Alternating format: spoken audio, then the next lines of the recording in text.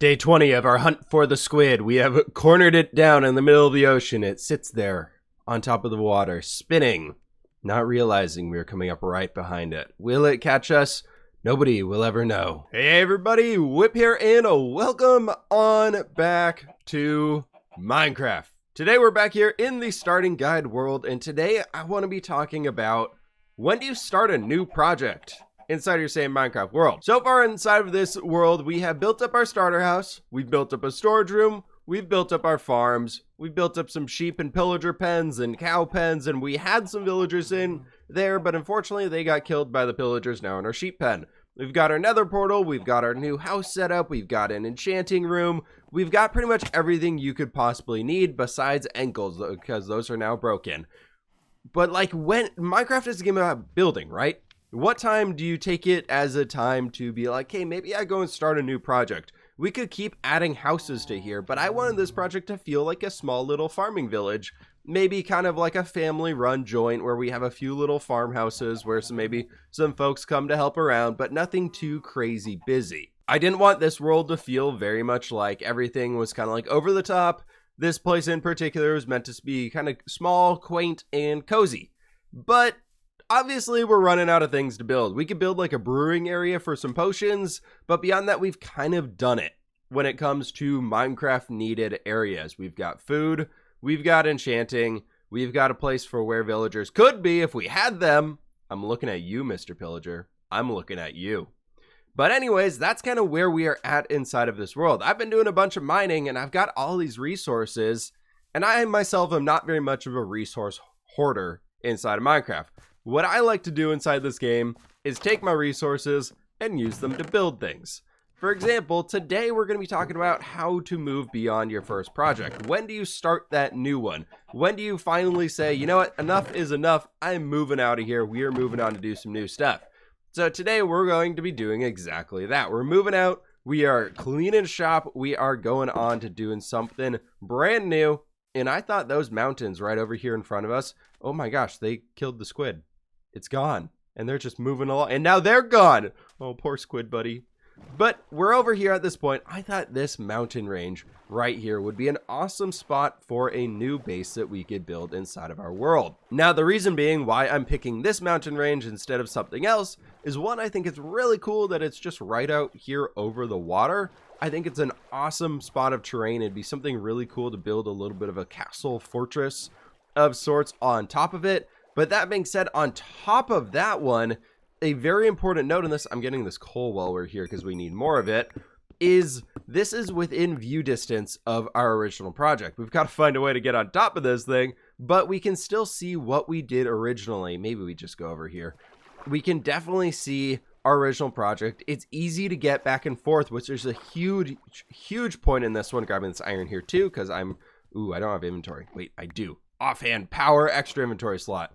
But a big thing about Minecraft right now, especially if you haven't killed the Ender Dragon, you haven't braved the end, you haven't got your shulker boxes, you don't really have a great way of moving resources around unless you want to use minecarts with chests, which, let's be honest, those are pretty archaic and behind the times as far as transportation needs go. So I guess your best bet would be donkeys or llamas.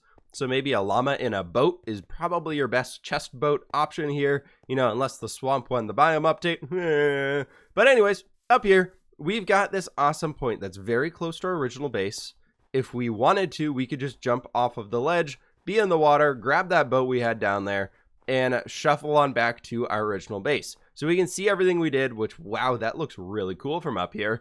And we can use that as a way of like, this is kind of where we're going to build. This is something that's connected still to that original style, so we can take a little bit of an inspiration from original style over there, but it's removed enough to where we can start doing our own new thing over here and not really worry about that one, and it's close enough to where we can transport goods back and forth. Speaking of transporting goods back and forth, I think I need to do that and bring a few more resources up here, because if we're only building with cobblestone, this thing's going to be pretty gross.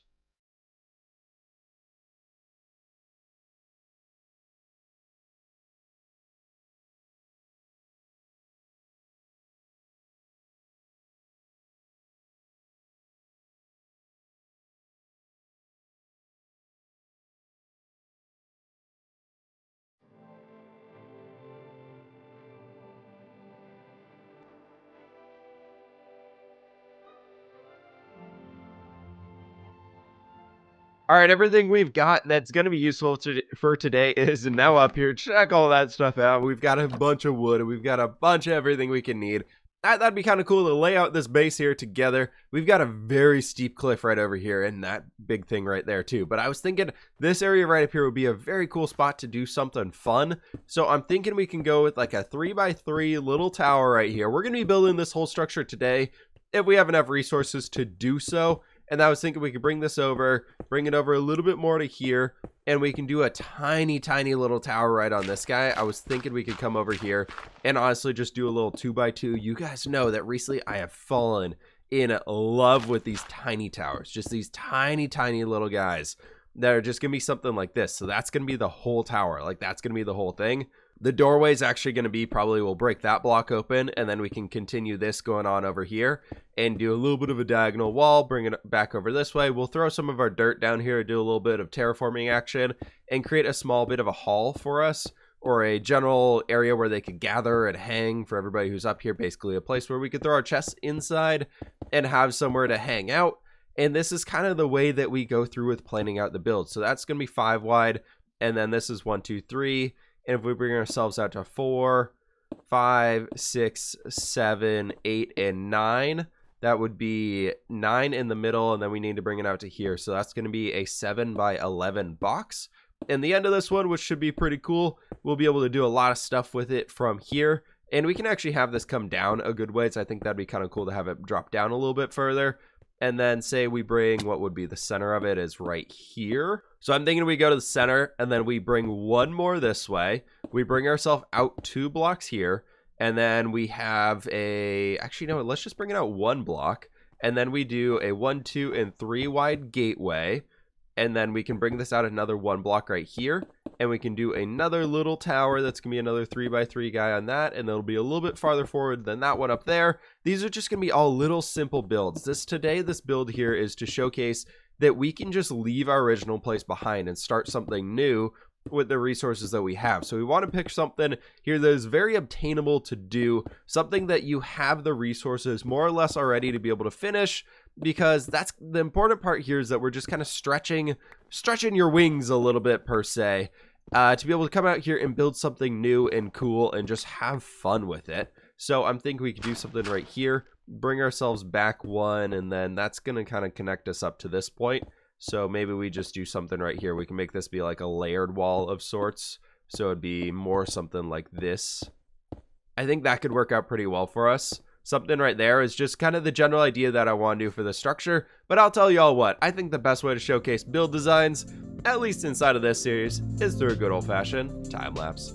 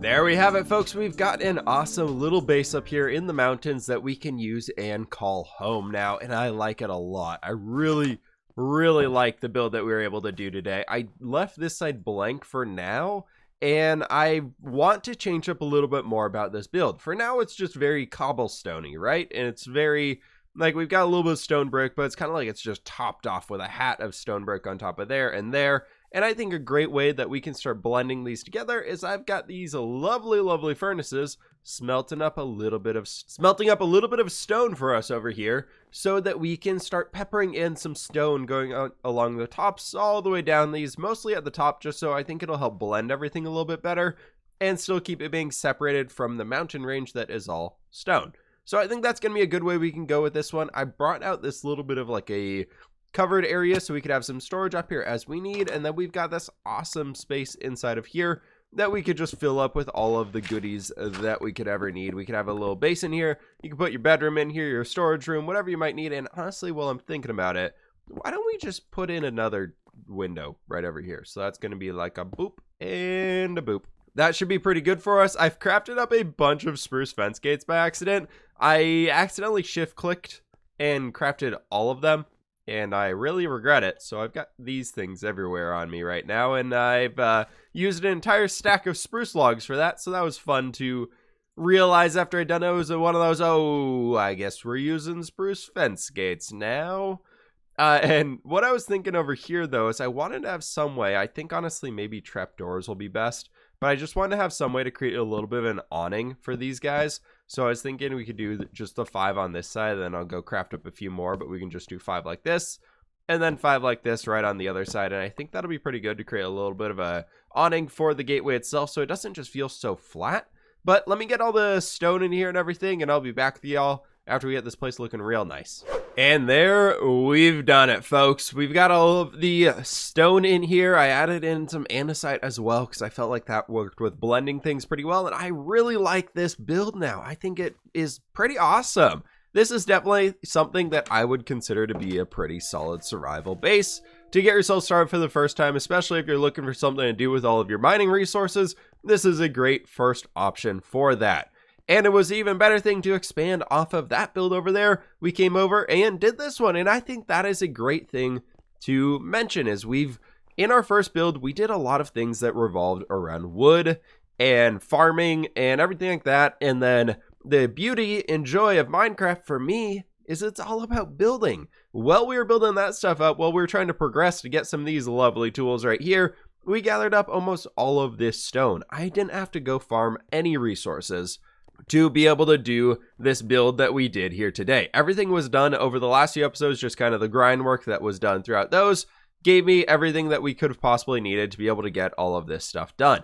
And I think we did an awesome job with this. And like looking right here, you can see build number 2 and the original build number 1 being down there. They're so close together that I think is just such an awesome way that we can play this lovely game called Minecraft. And I think that's kind of where that the world is your oyster phrase really comes true with Minecraft. Of we built up this awesome structure, now you can kind of do whatever the heck you want. If you want to have a building world, if you want to go move forwards and just do whatever you want inside this game, this is how you do it. Maybe next one we pick over there in the taiga forest, like right on that little island right there.